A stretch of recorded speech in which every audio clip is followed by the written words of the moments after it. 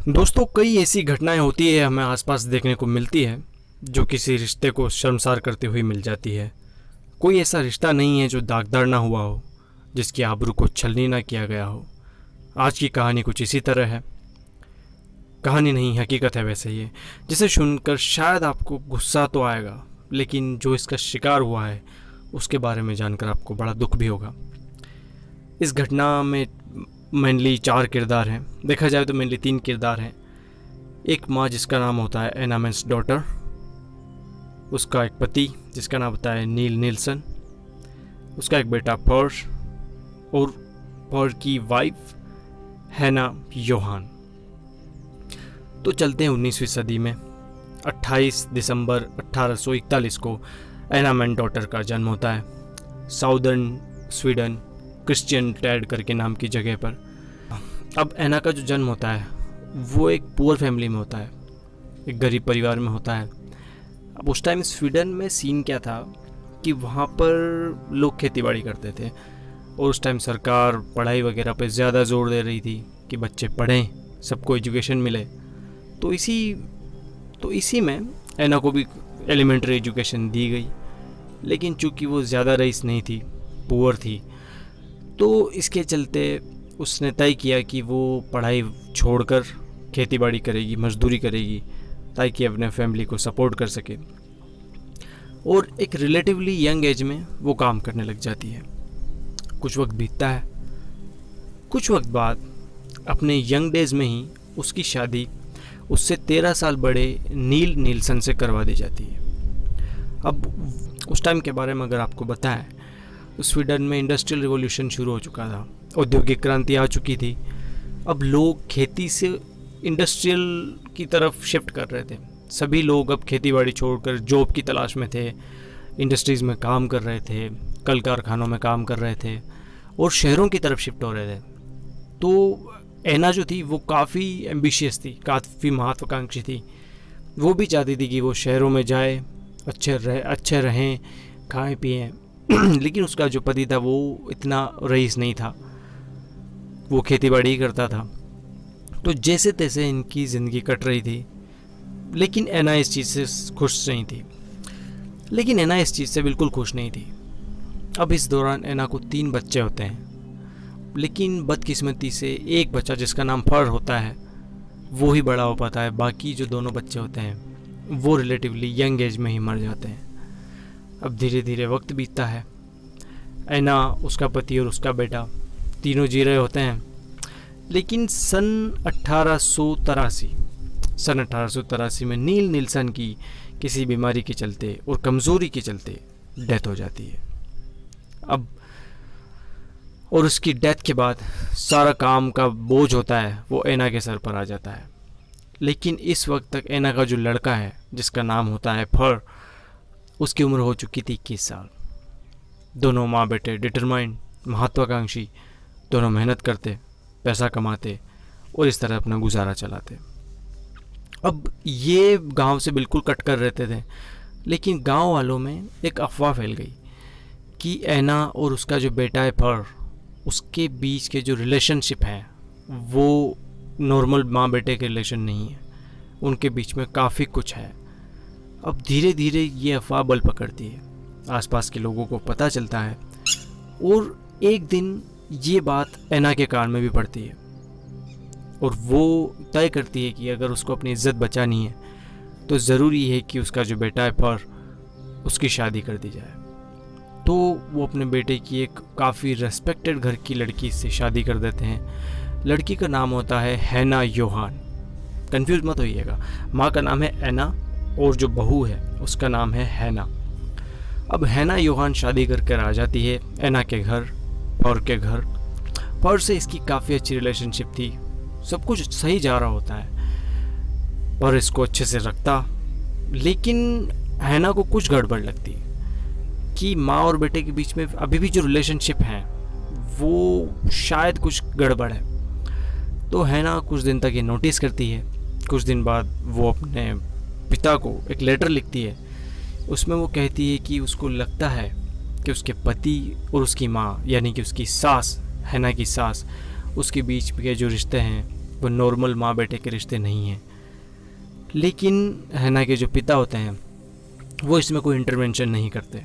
वो कहते हैं कि जैसा भी है आप चलाएं, अगर कंडीशन सुधरती है या फिर ऑटोमेटिक कंडीशन सुधर जाएगी।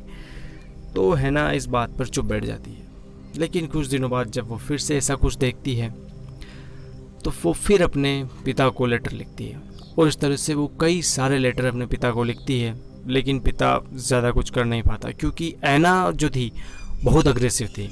तो ऐना के सामने किसी की एक ना चलती थी, और ऐना और हैना के बीच के जो रिश्ते हैं वो काफ़ी ख़राब होते गए। एक दिन उसका पड़ोसी पूछता है फर से कि हैना कहाँ है, हैना दिखाई नहीं दे रही। तो फर बताता है कि वो कहीं बाहर चली गई है, और बिल्कुल इमोशनलेस होकर बताता है। तो पड़ोसी कहता है कि बाहर चली गई तो चलो अपन ढूंढ के लाते हैं उसको। तो फर बोलता है कि ठीक है चलते हैं। दोनों निकल पड़ते हैं, आसपास थोड़ा बहुत घूमते हैं। उसके बाद फर अपने पड़ोसी को लेकर बेसमेंट में जाता है। तो वहाँ पर क्या देखता है कि हैना योहान वो सोई हुई है। जब वो पास जाकर देखते हैं तो उन्हें पता चलता है कि हैना मर चुकी है, उसके शरीर में कोई जान नहीं है। अब सबको लगता है कि हो सकता है कि ये इसके बेसमेंट में है, तो शायद इस सीढ़ियों से गिरकर इसकी डेथ हो गई हो। लेकिन जब पड़ोसी आते हैं उस पर एक क्लोज नज़र डालते हैं, एक क्लोज लुक लेते हैं, तब उनको पता चलता है कि इसके गले में रस्सी के फंदे के निशान हैं, यानी कि इसका गला घोंट कर इसको मारा गया है। और एक जो कपड़ा होता है सोरसाज, जो कि यूरोप में औरतें पहनती है और जो हमेशा हैना पहनती थी, कमर के और गर्दन के बीच में लेकर ये एक ड्रेस होती है, वो हैना हमेशा पहनती थी। पड़ोसियों ने देखा कि आज पहली बार इस लाश के ऊपर हैना ने वो सोरसाज नहीं पहन रखा है। तो इससे पड़ोसियों का जो शक है वो और ज़्यादा मजबूत हुआ कि कहीं ना कहीं कुछ न कुछ तो गड़बड़ है। पुलिस को खबर की जाती है। अब पुलिस आती है, और जब हैना योहान की ऑटोप्सी होती है तब पता चलता है कि हैना योहान को स्ट्रेंगुलेट करके मारा गया है, उसका गला घोंट कर मारा गया है। पड़ोसियों से पूछताछ की जाती है, और सारी पूछताछ में दबे शब्दों में सारे लोग ये कहते हैं कि हैना योहान और ऐना डॉटर, इन दोनों के रिश्ते अच्छे नहीं थे, और रिश्ते अच्छे नहीं होने की वजह थी माँ और बेटे के बीच में गलत रिलेशनशिप। तो पुलिस दोनों को पूछताछ करती है, पर टूट जाता है और वो बताता है कि हाँ ऐसा था, लेकिन मैंने अपनी मर्ज़ी से उसको नहीं मारा। लेकिन जो उसकी माँ होती है ऐना डॉटर, वो नहीं टूटती। वो पूरी पूछताछ के दौरान थ्रू आउट द इंटरोगेशन बिल्कुल इमोशनलेस रहती है, कोई बयान नहीं देती, और उसको कोई पछतावा भी नहीं था। अब दोनों पर कोर्ट केस चलता है। पुलिस इनसे गवाही दिलवाती है, पड़ोसियों की गवाही होती है, पर जो एडमिट करता है कि हाँ उसने कत्ल किया है वो भी आता है सामने, और ऐना कुछ नहीं कहती। तो जैसे जैसे वक्त बीतता है इस केस का नतीजा आता है कि दोनों ने हैना योहान को परेशान किया और माँ और बेटे के बीच में गलत रिश्ते रहे हैं, तो दोनों को डेथ पेनल्टी की सज़ा सुनाई जाती है। लेकिन पड़ोसियों और गांव वालों को पता था कि हैना योहान और फर के बीच में रिश्ते काफ़ी अच्छे थे। फर उससे काफ़ी मोहब्बत करता था, काफ़ी प्यार करता था, और वो उसकी जान नहीं ले सकता। ज़रूर इसके पीछे ऐना डॉटर का हाथ होना चाहिए, ऐना मैन डॉटर का, कि उसने अपने लड़के को भड़काया अपनी बहू की जान लेने के लिए। तो कोर्ट आखिर में इस नतीजे पर पहुंचती है कि चूंकि फर की एज 21 है, वो अभी इतना ज़्यादा समझदार नहीं हुआ है जितनी समझदार ऐना मैन डॉटर है, जो उसकी माँ है। फर को बहलाया जा सकता है, उसको बहका कर किसी का कत्ल भी करवाया जा सकता है। तो गांव वालों की गुजारिश और पड़ोसियों की गवाही के बाद जो फर होता है उसकी जो सज़ा है वो लाइफ सेंटेंस कर दी जाती है। लेकिन उसकी माँ ऐना मैन्स डॉटर, उसको डेथ पेनल्टी की सज़ा सुनाई जाती है। आखिर में ऐना मैन डॉटर को डेथ पेनल्टी दी जाती है, उसको सज़ाए मौत दी जाती है, उसका गला काटकर। उस टाइम फांसी या इलेक्ट्रिक चेयर का रिवाज स्वीडन में नहीं था, और ये स्वीडन के इतिहास की पहली और आखिरी औरत थी जिसको सज़ाए मौत दी गई। नहीं, पहली नहीं, ये आखिरी औरत थी जिसको सज़ाए मौत दी गई। उसके बाद स्वीडन में आज तक किसी भी औरत को सज़ाए मौत नहीं दी गई, और सज़ाए मौत देने का तरीका था उसका सर काट कर। कोई फांसी नहीं, कोई इलेक्ट्रिक चेयर नहीं, कोई और तरीका नहीं, उसकी गर्दन काट कर। उस दिन से लगभग 23 साल बाद पौर की रिहाई होती है, लेकिन जेल में रहने के दौरान वो काफ़ी ज़्यादा कमज़ोर हो चुका था, और जेल से बाहर आने के 5 साल बाद लगभग 50 साल की उम्र में पौर की मौत हो जाती है।